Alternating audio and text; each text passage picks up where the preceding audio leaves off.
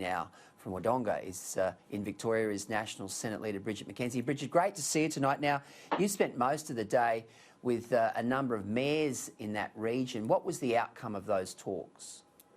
Oh, look, as you might have seen in the news, Peter, here on the border, on the Victorian and the New South Wales side, there's chaos and confusion.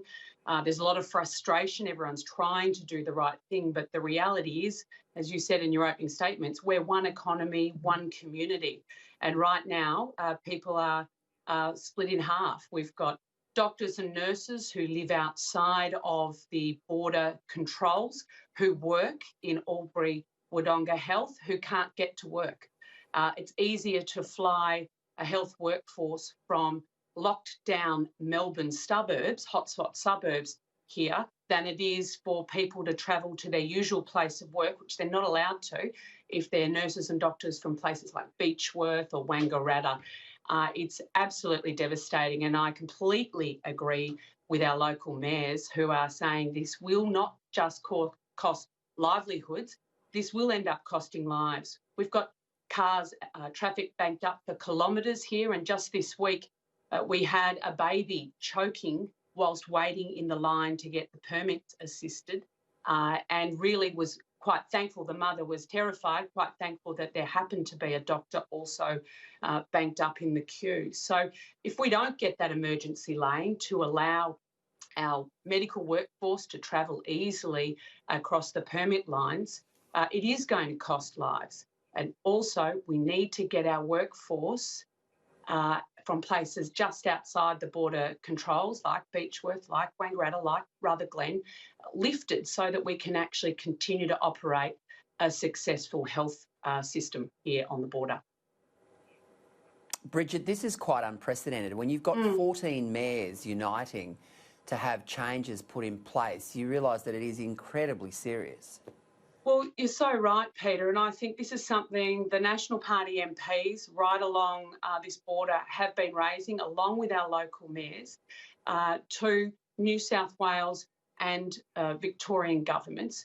This is what happens when people in Sydney and people in Melbourne make decisions about what they think is best for our communities. We operate very seamlessly here across the border, both economically, socially, and with our health systems.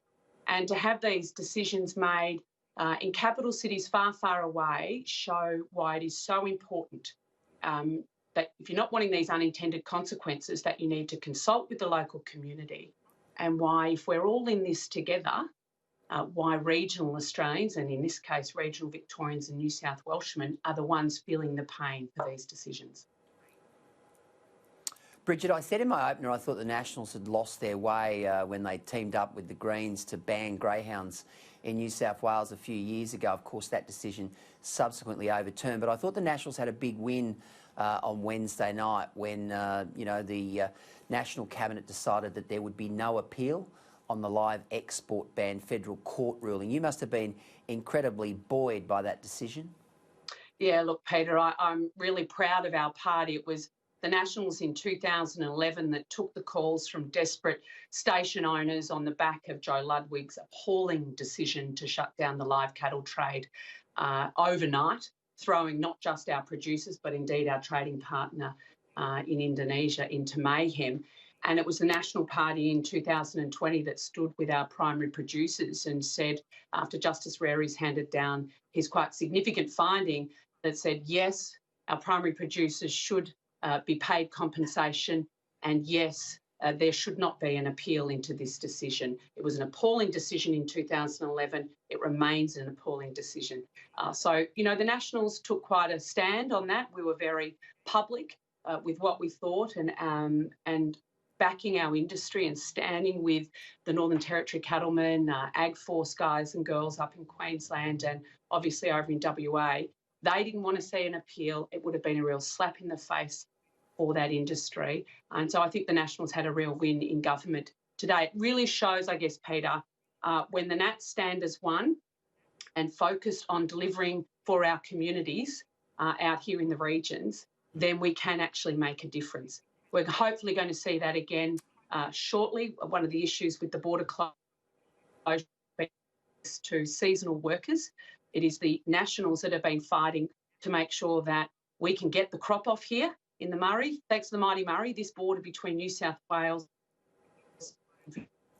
is so productive, a real food bowl. Right now we've got harvest going on, say in the citrus industry. We've got 1,000 workers on one side of the border and, again, a city-centric state government saying they can't go over and get off. It's going to cost millions of not just domestic supply losses into our own supermarkets here at home, but our export industry. So we've been fighting tooth and nail on that issue as well, and I hope it can be resolved as quickly as possible. I know you have, because I had Anne Webster on the show the other night. Yeah. She's very strident in her lobbying for this particular issue. Now, I didn't realise, Bridget, but just 8% of the seasonal fruit pickers in this country are Australians. What can you guys do in Canberra to try and expedite the situation where you actually do get fruit pickers out there, particularly those who are, backpackers, who are visa holders? Because at the moment, we're actually seeing them being stopped from going on to these seasonal farms.